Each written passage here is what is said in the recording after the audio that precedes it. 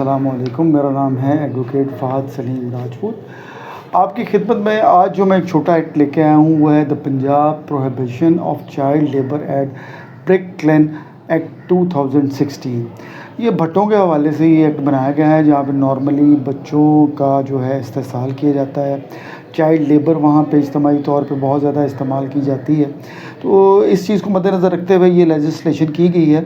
इसमें कुछ डेफिनेशन इस तरह से इनकी बनती है कि ये एक तो मेनली पंजाब पूरे में एक्सटेंड होता है ये सारा। इसमें एक एडवांस की रकम जो पेशगी के तौर पे दी जाती है वो बहुत ज़्यादा प्रोमिनेंट है। इसमें वेजेस के अलावा जो रकम दी जाती है वो पेशगी या एडवांस कहलाती है। नॉर्मली ये जो पेशगी या एडवांस की अमाउंट है ये उस वेज में शामिल नहीं होती बल्कि वेज के अलावा होती है। और जो इसमें बच्चा या चाइल्ड जो होता है वो बिलो 14 ईयर्स ऑफ एज होता है। प्लस इसमें एक कमेटी बनाई गई है जो कि डिस्ट्रिक्ट लेबर कमेटी है जी। वो इसको सारे को ऑपरेट कर रही होती है। इस एक्ट के अकॉर्डिंगली उसने अपनी पावर एक्सरसाइज करनी होती है। इसमें पंजाब गवर्नमेंट की तरफ से एक इंस्पेक्टर को नॉमिनेट किया जाता है जी। वो कोई भी पर्सन हो सकता है। अच्छा, अब इसमें जो ब्रिक लेन नाम है, ब्रिक लेन बेसिकली कहते हैं kiln in which bricks are baked. ये भट्टे के नीचे वाला हिस्सा जो जहाँ पे आग वगैरह इन्फ्लेम करके तो वहाँ पे इग्नाइट करके और ब्रिक्स को जो है वो स्टीम किया जाता है, उनको बेक किया जाता है। ये वो जगह होती है और काफ़ी हीट वाली जगह होती है।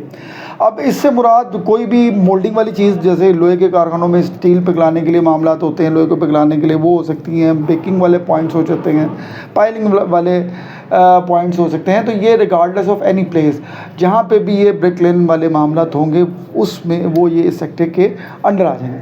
अब जनाब इसके कुछ सेक्शन देख लेते हैं। सेक्शन नंबर 3 जो है वो इसके कॉन्ट्रैक्ट के हवाले से है।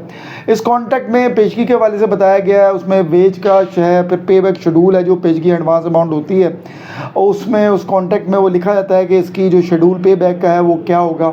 और उसके बाद ये जो कॉन्ट्रैक्ट होता है इसको सेंड कर देता है जो एम्प्लॉयर होता है या ऑक्यूपायर होता है इंस्पेक्टर साहब को, ठीक है।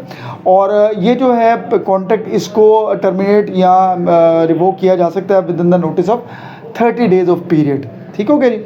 उसके बाद इसका सेक्शन नंबर 4 है, उस वो लिमिट ऑफ एडवांस के बारे में बताता है। तो ये कहता है कि कम से कम जो है ना एडवांस या पेशगी की लिमिट है वो 50,000 से ज़्यादा नहीं होनी चाहिए।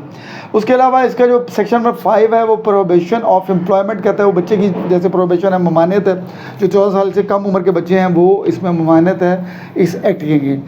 इसमें सेक्शन नंबर 7 लाइबिलिटीज़ के वाले से बताता है। ये लाइबिलिटीज़ दोनों पे होती हैं, ध्यान में रखिएगा, ना सिर्फ एम्प्लॉयर पे होती है बल्कि बच्चे के गार्डियन या पेरेंट्स के ऊपर भी इक्वली इम्पोज होती हैं, दोनों ही रिस्पॉन्सिबल होते हैं। उसके बाद इसमें सेक्शन नंबर 13 है जो इसकी पेनल्टीज़ के हवाले से आपको हमें गाइड करता है।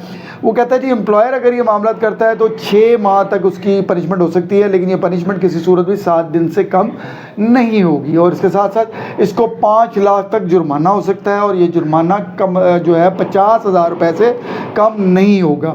और ये पनिशमेंट या पेनल्टी जो है ये दोनों के लिए है, यानी एम्प्लॉयर के लिए भी है और ये पेनल्टी और पनिशमेंट जो है बच्चे के लवाहिकीन या गार्डियन और पेरेंट्स के लिए भी है। और सेक्शन नंबर 14 जो है वो ये क्लेम करता है कि जनाब इसका जो ट्रायल है वो फर्स्ट क्लास मैजिस्ट्रेट की कोर्ट में ट्रायबल है, ठीक है जी।